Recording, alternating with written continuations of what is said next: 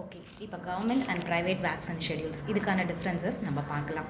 So government என்ன பண்ணுது அப்படின்னு பார்த்தீங்கன்னா, லார்ஜர் குரூப் ஆஃப் பாப்புலேஷன், அதாவது நிறைய மக்களுக்கு மினிமம் கேரண்டி ப்ரொடெக்ஷன் கட்டாயம் கொடுக்கணும். ஏன்னா எல்லாரையும் பார்த்துக்கணும். கவர்மெண்ட்டால் என்ன பட்ஜெட்டில் பண்ண முடியுமோ அதை கண்டிப்பாக பண்ணும். ஸோ லார்ஜ் குரூப் ஆஃப் பாப்புலேஷனுக்கு மினிமம் பேசிக் ப்ரொடெக்ஷன் கேரண்டீடாக கொடுக்கக்கூடிய வேக்சின்ஸை கவர்மெண்ட் கொடுத்துட்ருக்காங்க.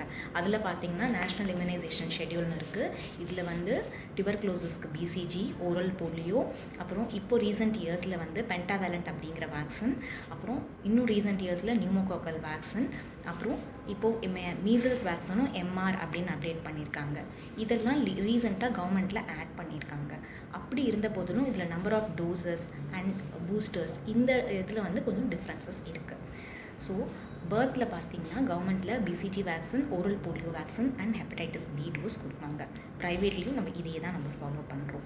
அதுக்கப்புறம் 6, 10, 14 வீக்ஸ் வரும்பொழுது தான் இந்த சேஞ்சஸ் வருது. 6, 10, 14 வீக்ஸில் வந்து கவர்மெண்ட்டில் இன்னும் ஓபிவி, அதாவது ஓரல் போலியோ வேக்சின் கண்டினியூ பண்ணுறாங்க. வேறஸ் அது இல்லாமல் பென்டாவேலண்ட் அப்படின்ற ஒரு வேக்சினும், போலியோ வேக்சின் அப்படிங்கிறது இன்ஜெக்டபிள் போலியோ வேக்சின் ஒரு ஃப்ராக்ஷனல் டோஸ் அப்படி கொடுக்குறாங்க. அது வந்து 2 டோசஸ் மட்டும்தான் கொடுக்குறாங்க. 6th வீக்லேயும் 14th வீக்லேயும் கொடுக்குறாங்க. அது இல்லாமல் நியூமோகாக்கல் வேக்சின், நியூமோசில் அப்படிங்கிற வேக்சின் 10 இன்ஃபெக்ஷன் பாக்டீரியாஸ்க்கு அகேன்ஸ்டான வேக்சின், அதுவுமே 6th வீக்லேயும் 14th வீக்லேயும் கொடுக்குறாங்க. வேறஸ் நம்ம ப்ரைவேட்டில் ஃபாலோ பண்ணக்கூடிய ஷெடியூலில் 6, 10, 14 வீக்ஸில் எல்லாமே யூனிஃபார்மாக சேம் டோசஸ் நம்ம கொடுக்குறோம். இதில் இன்ஜெக்டபிள் போலியோ வேக்சினையும் நியூமோகாக்கல் வேக்சினையும் 3 முறை நம்ம கொடுக்குறோம். இது வந்து ப்ரொடெக்ஷன் இம்யூனிட்டிக்கு வந்து பெட்டர் சாய்ஸ் அப்படிங்கிறது வந்து advisory committee of immunisation practices அப்படிங்கிற ஒரு கவர்மெண்ட் பாடி, நம்ம Indian academy of paediatrics and AVCIP அப்படின்னு சொல்லக்கூடிய பாடி வந்து ரெக்கமெண்ட் பண்ணுது.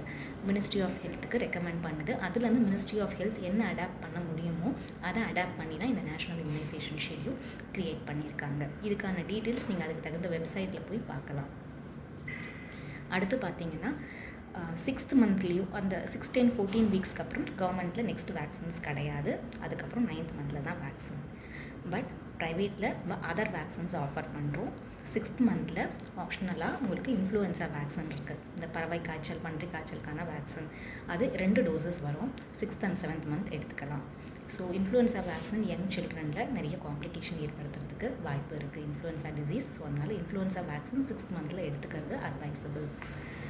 7th மந்தில் அலாங் வித் இன்ஃப்ளூயன்ஸா 7 to 9 மந்த்ஸில் எனி டைம் டைஃபாய்டு வேக்சின் எடுத்துக்கலாம். இது சிங்கிள் டோஸ் தான், லைஃப் லாங். நெக்ஸ்ட்டு 9 மந்த்ஸில் இதுக்கு முன்னாடி கவர்மெண்ட்டில் மீசல்ஸ் அப்படிங்கிற ஒரே ஒரு டிசீஸ் மட்டும்தான் கொடுத்துட்டு இருந்தாங்க. இப்போது ரீசெண்ட் இயர்ஸாக மீசல்ஸ் கூட சேர்த்து ருபெல்லா அப்படிங்கிற டிசீஸ்க்கு எம்ஆர் அப்படிங்கிற டிசீஸாக வேக்சினாக கொடுத்துட்ருக்காங்க. ப்ரைவேட் சாய்ஸஸில் எம்எம்ஆர் அப்படின்றது 3 டிசீஸ்க்கான வேக்சின். இந்த முத்தடுப்பில் என்ன இருக்குதுன்னு பார்த்தீங்கன்னா measles, mumps, rubella 3 disease. So இந்த 3மே வந்து ப்ரைவேட்டில் கிடைக்கும். இதனோட விலை பார்த்தீங்கன்னா 800 rupees இருக்கும். ஸோ கவர்மெண்ட்டில் நீங்கள் எம்ஆராக போடுறதுக்கு பதிலாக ப்ரைவேட்டில் எம்எம்ஆராக போடலாம். இந்த எம்எம்ஆர் 3 டோசஸ் போடணும் மொத்தம். ஒன்று 9 months, இன்னொன்று 1.5 years, அதுக்கப்புறம் 5 years. ஸோ நீங்கள் 6, 10, 14 வீக்ஸில் சேம் ப்ரைவேட் ஷெட்யூல் ஃபாலோ பண்ணிங்கன்னா பர் மந்த்க்கு ப்ரைவேட்டில் காஸ்ட் 10,000 வரும். அரௌண்ட் 6, 10, 14 வீக்ஸ்லேயே வந்து உங்களுக்கு 30,000 ஆகிடும். 6th மந்தில் போடுற இன்ஃப்ளூயன்ஸா வேக்சின் அரௌண்ட் 2,000 rupees வரும். டைஃபாய்டு வேக்சின் அரௌண்ட் 2,000 rupees வரும். MMR vaccine 800 rupees. So almost குழந்தையினுடைய ஃபர்ஸ்ட் பர்த்டேக்குள்ளே வந்து ஒரு 30,000 to 35,000 நீங்கள் ஹெல்த்துக்காக, இம்யூனிட்டிக்காக இன்வெஸ்ட் பண்ணுற மாதிரி இருக்கும். இதுக்கப்புறம் number of vaccines and cost வந்து கம்மியாகும். ஓவராலாக நீங்கள் 2 yearsக்குள்ளே பார்த்தீங்கன்னா the total cost of vaccination will come around 50,000 in private sector. Doctor, என்னால் எல்லா வேக்சினையுமே ப்ரைவேட்டில் எடுத்துக்க முடியல, பாதி டோசஸ் நான் கவர்மெண்ட்டில் ஃப்ரீயாக கொடுக்குறது எடுத்துக்கிறேன், which ever is not available like 6th month, 7th month, அதை மட்டும் நான் ப்ரைவேட்டில் வந்து போட்டுக்கலாமான்னு கேட்டால் டெஃபினெட்லி எஸ். ஸோ யாரெல்லாம் கவர்மெண்ட்டில் என்னென்ன கவரேஜ் பண்ண முடியுமோ அது பண்ணிக்கிட்டு கவர்மெண்ட்டில் சுத்தமாக கவர் ஆகாத டிசீசஸ்க்கு மட்டும் ப்ரைவேட் வேக்சின் சீக் பண்ணலாம். ஓகே, ஸோ நான் இப்போ 1 year 9 months வரைக்கும் சொல்லியிருக்கேன். அதுக்கப்புறம் 12th மந்தில் ஹெப்படைட்டிஸ் ஏ வேக்சின் போடலாம். 15th மந்தில் வேரிசெல்லாங்கிறது சிக்கன் பாக்ஸ், அதுக்கான வேக்சினும் போடலாம். அதுவுமே 2 டோசஸில் வரும். இது இல்லாமல் ஜாப்பனீஸ் என்கெஃபலைட்டிஸ் வேக்சின் இருக்குது. ஜாப்பனீஸ் என்கெஃபலைட்டிஸ் வேக்சின் கவர்மெண்ட்டில் சில டிஸ்ட்ரிக்டில் போடுறாங்க, ஏன்னா அங்கே தான் டிசீசஸ் அதிகமாக இருக்குது. பட் நம்ம கண்ட்ரியில் எல்லா ரூரல் ஏரியாவுக்கு ட்ராவல் பண்ணக்கூடிய மக்கள் ஜேஇ வேக்சின் எடுத்துக்கிறது இம்பார்ட்டன்ட். ஜாப்பனீஸ் என்கஃப்ளைட்டிஸ் அப்படிங்கிறது ஒரு சீரியஸ் டிசீஸ், இது ஒரு பிரெயின் ஃபீவர்.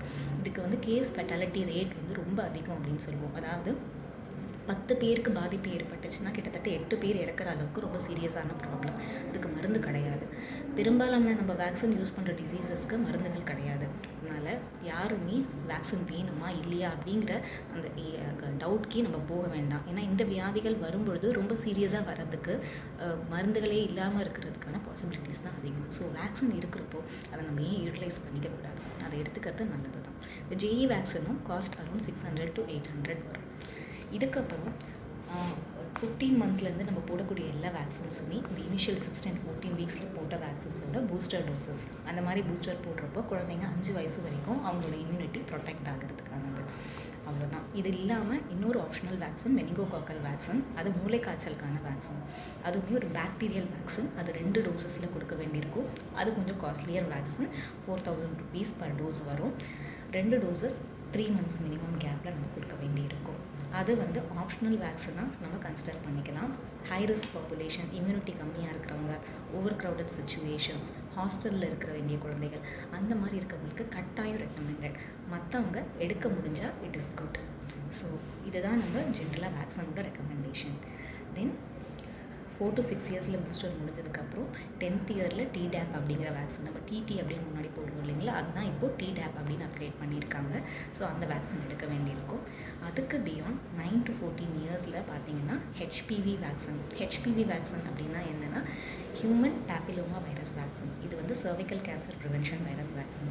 இதை பற்றின டீட்டெயில் வீடியோ நான் உங்களுக்கு தனியாக அப்புறம் ஷேர் பண்ணுறேன். இதுவுமே கொஞ்சம் காஸ்ட்லியர் வேக்சின், 10,000க்கானது. பட் இது வந்து கேன்சர் அப்படிங்கிற வியாதியை ப்ரொடெக்ட் பண்ணுறதுக்காக, ப்ரிவென்ட் பண்ணுறதுக்காக போட போகிறீங்க. ஸோ 2 டோசஸ் தான் கொடுக்க போகிறீங்க. Life long it will be protected. Thank you.